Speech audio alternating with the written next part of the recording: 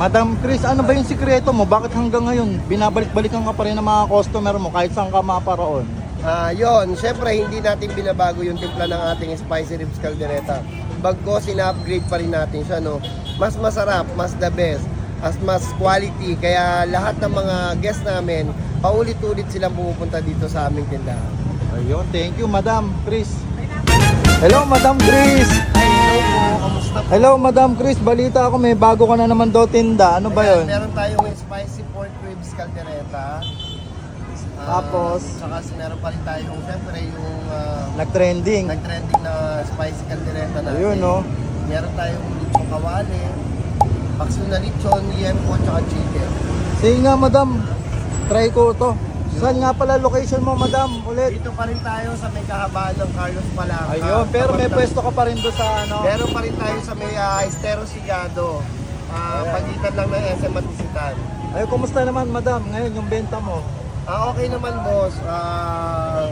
Ganun pa din. Medyo Ano lang ano? pa rin naman kahit pa paano. Ayun no. Bago ni Madam niya no. Magkano isang order niyan Madam? 100 pesos pa rin. 100 o ilang piraso naman yung 100? Ayan, yung sa maliliit, 4, sa malalaki, 3 piraso sir. Ayun no. Ikaw ba mismo nagluto niyan Madam? nagluto, Ay sir. sigurado masarap yan basta luto ni Madam Chris. Ayun no, 100 pesos guys oh. May gatayan sir. Ayun, invite mo naman sila Madam Chris. Lahat ng mga gusto makatikim ng spicy ribs caldereta at saka ng spicy pork adobo, dito pa rin kami sa may kahabaan ng Carlos Palanca. Tapat lang ng Quinta Market, tumbok lang ng Villalobos. Anong oras open nyo dito Madam? Nagbubukas kami dito ng pag Lunes hanggang Huwebes, nagbubukas kami alas 2 ng hapon. Friday, Saturday, Sunday, 11 pa lang, nandito na kami. Madam Chris, ganun pa rin ba? Namimigay ka pa rin ba pagka hindi naubos? Yes sir, kasi po yung rice po natin kaysa po masayang, kaysa hirap namin. Pag may natitira po yung boss, kahit anong ulam matira namin, pinamimigay po namin yan. Tuwing gabi, tuwing magsasarado na po kami. Ayan guys, legit yan. Kaya supportahan natin si Madam Chris para marami pa siyang mabigyan. Ayan. Salamat, maraming salamat sa lahat. Madam Chris, ano ba ma-advise mo sa mga gustong mag-business na na-inspire ng kwento mo?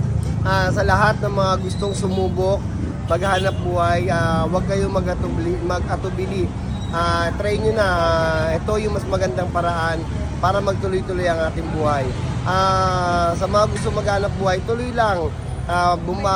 Malugi man, babalik din. So yun lang, basta tuloy-tuloy lang tayo. No? Magtiwala lang magtiwala lang sa Diyos at makakamtam din natin lahat yan. Sipag lang, no? Yes, sipag lang. Ayun, thank you Basta po, pag may Madam. sipag, may tiyaga, may nilaga. Ayun, thank you. Ayan mga ka-all goods, sa lahat ng mga gustong makakain dito sa kaldereta ni Angelita, punta na kayo dito sa kahabaan ng Carlos Palanca, katapat lang ng Quinta Market, tumbok lang ng Villalobos. Punta na kayo dito alas 2 ng hapon hanggang alas 2 sa madaling araw. Friday, Saturday, Sunday, 11 ng tanghali hanggang alas 2 na po ng madaling araw, dito pa kami. All goods! Eto na guys, yung bago ni Madam Chris Angel na spicy pork adobo. 100 pesos lang to guys. Ayun pa rin, tingnan nyo naman guys, ang dami pa rin ng serving. Ayan. Try natin tong bago niya.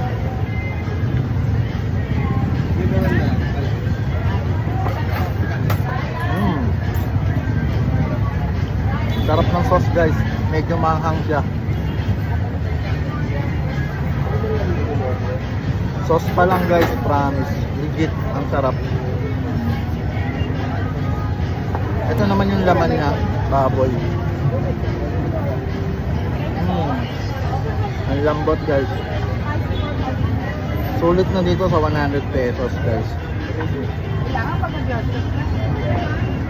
Ayun o.